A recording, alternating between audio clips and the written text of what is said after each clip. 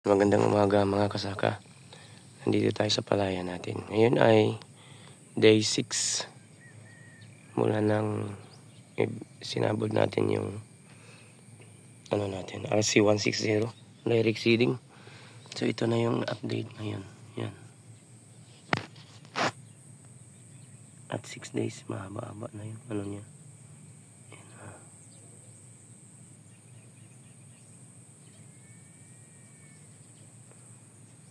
Parang karayom na siya.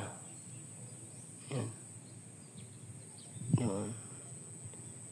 Yung mga nag-green yun na yun sila. Yan.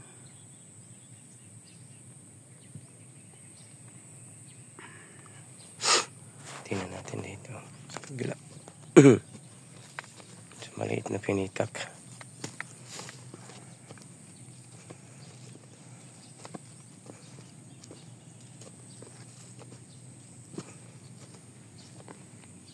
Ayun.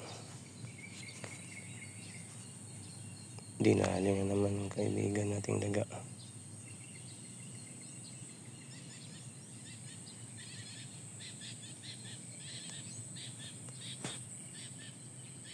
Ayun, sayang.